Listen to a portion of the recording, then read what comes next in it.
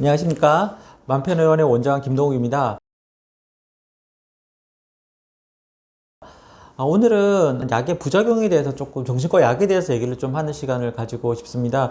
왜냐하면 최근에 어떤 정신과 의사 선생님이 이 텔레비전에 나온 부분들이 있었는데 제가 봐도 조금 무서울 내용들이 좀 있더라고요. 그래서 아마 환자분들도 많이 불안해 하시는 것 같아요. 그래서 최근에 이제 그걸 언제 느끼냐면 저희가 진료를 볼 때 환자분 증상이 조금 불안이셔가지고 약을 조금 올리겠다 얘기하면 예전에는 그러세요 얘기했는데 환자분이나 보호자분들이 보고 깜짝깜짝 놀라시더라고요.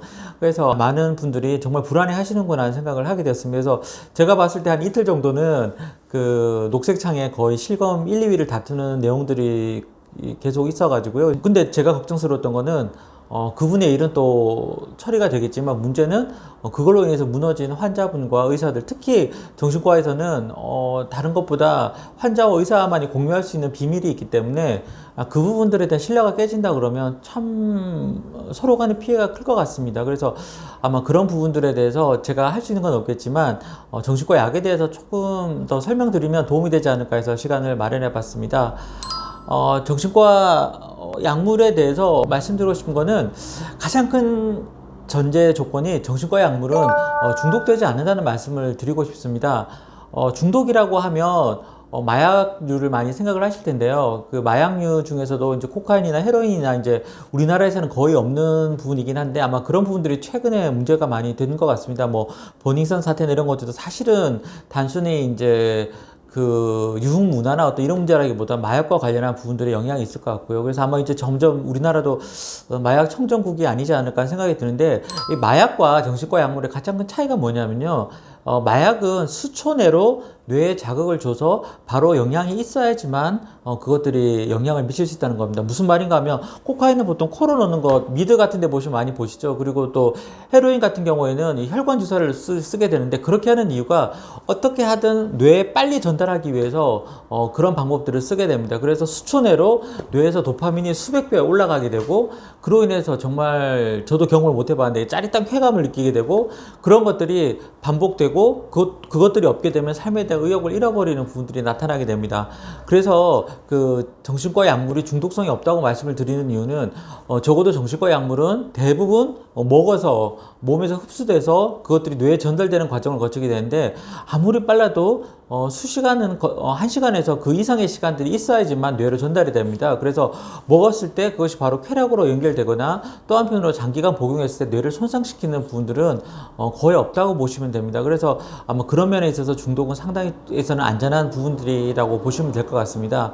그런데 이제 많은 분들이 오셔가지고 그렇게 말씀하시거든요. 그 자기가 약에 중독되었다고 얘기를 하셔가지고 왜 그렇게 되시냐고 물어보면 약을 드시다가 갑자기 어느 순간 약을 하루 정도, 이틀 정도 안 먹게 되면 그 다음날 갑자기 잠을 한숨도 못 자면서 손을 떨린다든지 그런 부작용을 호소하시는데 아마 그 부분들은 정신과 약에 대해서 중독되었다기보다는 그 일시적인 금단 증상으로 볼 수 있습니다. 그래서 약을 끊게 되면 다음날이나 한 일주일 사이에 상당히 힘들 수가 있는데 그것들은 중독되었다는 것이 아니라 일시적으로 약이 갑자기 줄어들게 되면서 뇌에서 불안을 느꼈다고 보시면 됩니다. 그래서 그럴 경우에는 약물을 천천히 감량하게 되면 약을 끊는 데는 아무 지장이 없으니까 조금은 안심하시고 받아들이셔도 좋을 것 같습니다.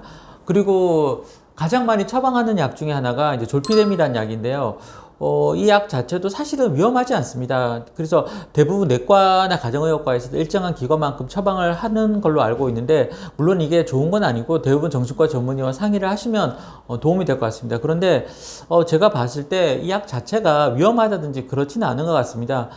아마도 대부분 분들이 이 잠을 못 자는 것이 얼마나 불편한 것인지 잘 모를 수 있습니다. 그런데 만약에 일주일, 열흘, 한 달이 지나도 어떤 스트레스를 받았을 때 잠을 못 자서 눈이 정말 그 쩍쩍 갈라진다든지 그 고통은 경험해보지 않은 사람은 이해할 수가 없는 부분들이 있습니다. 그런데 그런 분들이 졸피뎀이란 약물 하나를 먹고 또 안정적으로 잘 수 있다 그러면 과연 그것이 그렇게 나쁜 것인가 비난받을 것인가 하는 생각을 하게 됩니다. 그런데 이제 그 약 자체가 효과가 빨리 나타나고 또 확실하기 때문에 예를 들면 뭐 텔레비전에서 보도되는 것처럼 그 물이나 그 술에 타서 안 좋은 쪽으로 쓰인다는 것도 충분히 있을 수가 있을 것 같은데, 그렇다 치더라도 이 약을 통해서 도움을 받으시는 분들을 고려했을 때 그 위험성이 그렇게 크지 않다고 생각이 듭니다. 물론 정신과 약물 중에서 습관성이 높은 약물이기도 하고, 또 한편으로는 밤에 자고 일어나서 그 음식물을 먹게 한다든지 또 돌아다니게 한다든지 그런 부작용이 극히 일부에서 있는 거기 때문에 위험할 수도 있겠지만, 예를 들어 그 약 자체를 마약성 약물로 받아들이실 필요는 없지 않을까 하는 생각을 하게 되어 있습니다. 그리고 제가 생각할 때는 정신과 약물은 아까 말씀드렸던 것처럼 중독성이나 위험성에서 특별히 안전한 부분이고, 또 사실은 여러 약물에 비해서 빈속에 드셔도 크게 문제가 없는 약들이기도 합니다. 그래서 보통 식전에 저희가 권해드리기도 하고요. 그래서 위를 손상시키거나 특별히 그런 위험성도 낮은 부분이기도 합니다. 그런데 이제 아무래도 이제 수면과 관련되어 있기 때문에 약을 드셨을 때 그런 부작용이나 위험성에 대해서 환자분이나 보호자분들이 상당히 걱정하시고 또 두려워하는 부분들이 많이 있는 것 같은데요. 그래서 지금 현행 약물은 보통 28일치 처방이 되게 되어 있습니다. 근데 제가 생각할 때는 환자분 증상에 따라서 일주일에 한번 볼 수도 있고, 또 2주에 한번 볼 수도 있고요. 또 한 달에 한번 볼 수도 있고, 그 부분들은 정말 의사 선생님과 환자분과 그때 증상에 따라서 충분히 협의를 해서 조정을 할 수가 있는 부분들이 있는데, 그 사이에서 이루어지게 되는데, 만약에 뭐 180일, 뭐 6개월, 3개월 이렇게 한 번에 처방받는다는 것은 치료적으로도 좋지 않지 않을까 하는 생각을 조심스럽게 해봅니다. 그러면 제가 오늘 말씀드리고 싶은 것은 그 항정신병 약물에 대한 부작용을 조금 설명드리고 싶습니다. 예를 들면 정신과 가게 되면 안정제도 이제 있겠지만, 또 한편으로는 항정신병 약물을 처방하게 되는데요. 그 중에 크게 어떻게 보시면 되냐면, 그 항정신병 약물이라고 하면 1세대, 2세대, 3세대 약물이 있습니다. 1세대 약물은 거의 6, 70년대 처음에 나와서 개발이 됐던 부분이고, 그 다음에 이제 그 올란자펜이나 또 리스페달 같은 그 비정형 약물이 나오게 되고요. 그리고 그 마지막 단계로 최근에 나오는 그 장기 지속성 주사제, 이 정도로 나뉠 수 있는데, 요즘에는 대부분 그 비정형 약물 을 많이 선호하고 또 처방을 하게 됩니다. 왜냐하면 다른 것보다 장기적 사용했을 때 부작용이 적고, 또 인지 기능이나 여러 가지 우울감이나 음성 증상에도 효과가 있는 부분들이 있다고 밝혀져 있기 때문입니다. 그런데 이 항정신병 약물은 크게 부작용이 두 가지로 보시면 됩니다. 하나는 일종의 사람의 몸을 마르게 하는 약물이 있고요. 또 하나의 계열은 축축하게 하는 계열의 약물이 있습니다. 부작용의 약물이 크게 다른 부분들인데, 아마 이게 무슨 말씀인지 궁금하실 것 같은데요. 저희가 이제 여기서 보면 여기 보면 인베가라는 약이 있습니다. 이 인베가라는 약은 리스페달의 약물을 간에서 분해된 그 물질로 다시 합성한 약물인데, 이 약물의 특징이 뭐냐면, 아까 마르게 한다는 게 무슨 말인가 하면요, 이 약의 부작용이 뭐냐면 사람을 경직되게 하는 부분들이 있습니다. 그래서 표정도 경직되게 하고요. 그리고 또 한편으로는 발음이 조금 어눌해질 수 있고요. 아니면 손을 떨게 한다든지. 그래서 주로 그런 계열의 부작용을 만들게 되는 약물입니다. 그래서 만약 인베가라는 약을 쓰게 되면 그쪽 약물의 부작용에 대해서 저희가 신경을 좀 쓸 수밖에 없는 부분들이 있습니다. 그러면 축축하게 하는 부작용이 약물이 뭐냐면요, 여기 올란자핀이라는 약이 있는데, 이 약물은 주로 부작용이 어떻게 되냐면, 축축하게 한다는 게 뭐냐면 살이 좀 찌게 해요. 그리고 식욕을 좀 올려주고, 밤에 잠을 좀 많이 오게 하고, 심할 경우에 소변을 조금 더 몸에 가질 수 있도록 어려움을 줄 수 있고요. 그리고 또 한편으로는 눈을 약간 침침하게 할 수 있고, 그래서 약간 축축한 그런 느낌을 주는 부작용을 줍니다. 그래서 저희가 약을 쓰게 될 때 부작용이나 그런 부분들은 충분히 검토를 하고 예상을 하고 쓸 수 있는 부작용들이 있습니다.